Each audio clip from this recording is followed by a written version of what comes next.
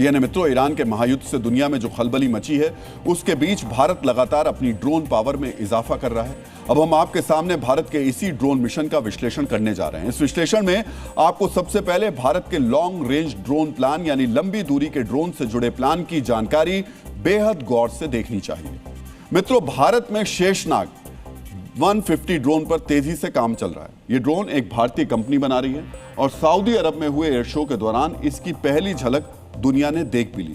मित्रों, इस ड्रोन की रेंज यानी फासला तय करने की क्षमता 1000 किलोमीटर है और इसके साथ 40 किलोग्राम तक का विस्फोटक भेजा जा सकता है। यानी इस ड्रोन की फायर पावर भारत की नाग और ध्रुवास्त्र जैसे टैंक रोधी मिसाइलों जितनी है।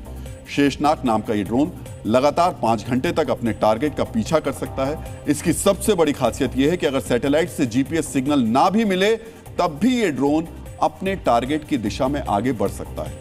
हमने डीएनए के 6 मार्च के संस्करण में आपको मिसाइल जैमिंग तकनीक के बारे में बताया था। शेषनाग की जीपीएस के बिना उड़ने की क्षमता इसे सिग्नल जैमिंग के खिलाफ एक कवच देती है। मित्रों, यूक्रेन से लेकर वर्तमान ईरान के युद्ध तक ड्रोन के सामरिक महत्व को दुनिया ने समझ लिया है।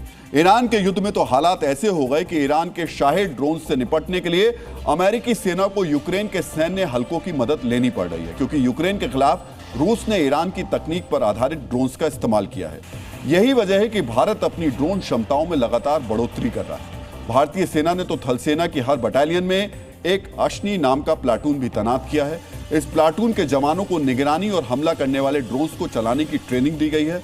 मित्रों, ड्रोन्स के जरिए हमला करने के साथ साथ भारत ने ड्रोन से बचाव करने की क्षमता हासिल करने की तरफ भी अब कदम बढ़ा दिए। डीएनए मित्रों, वर्तमान ईरान युद्ध में अपनी एक तस्वीर आपने जरूर देखी होगी, जब एक साथ बहुत सारे ड्रोन्स हमला करते हैं और अपने टारगेट को नुकसान पहुंचाते हैं। सामरिक भाषा में इस रणनीति को स्वार्म कहा जाता है, जिसका मतलब है एक साथ बहुत सारे ड्रोन दागना। ज्यादा तादाद में होने की वजह से हवाई रक्षा प्रणाली सभी ड्रोन्स को गिरा नहीं पाती और कुछ अपने टारगेट को बर्बाद कर देते हैं। इसी किस्म के खतरे से निपटने के लिए भारतीय सेना के लिए यम नाम का एक सिस्टम तैयार किया जा रहा है। अब हम आपको इसी सिस्टम से जुड़ी जानकारी देने जा रहे हैं। मित्रों, यम सिस्टम को भी भारत में ही तैयार किया गया है और 5 मार्च को इसका पहला टेस्ट भी पूरा किया जा चुका है। इस सिस्टम का एक रॉकेट लॉन्चर एक ही समय में 10 से ज्यादा ड्रोन्स को मार गिरा सकता है। हवा में उड़ते हुए ड्रोन से जब रॉकेट टकराता है तो उस वक्त रॉकेट की गति तकरीबन 200 किलोमीटर प्रति घंटा हो जाती है। यानी रॉकेट लगने के बाद दुश्मन के ड्रोन के परखच्चे उड़ना तय है। यम सिस्टम के रॉकेट 4 किलोमीटर दूर तक किसी भी छोटे या बड़े ड्रोन को रोक सकते हैं। इस सिस्टम की सबसे बड़ी खासियत है इसकी लागत। यम सिस्टम के एक रॉकेट की लागत सिर्फ 80,000 रुपए है। आप इस फैक्टर को कुछ इस तरह समझ सकते हैं कि ऑपरेशन सिंदूर के दौरान पाकिस्तान ने जो सोंगा ड्रोन दागे थे उनकी कीमत 1 करोड़ रुपए है और ऐसे ड्रोन को सिर्फ 80,000 रुपए की लागत से यम सिस्टम तबाह कर देगा। मित्रों, ऑपरेशन सिंदूर के दौरान पाकिस्तानी ड्रोन्स को मार गिराने के लिए भारतीय सेना ने लेजर आधारित सिस्टम और आकाश हवाई रक्षा प्रणाली का इस्तेमाल किया।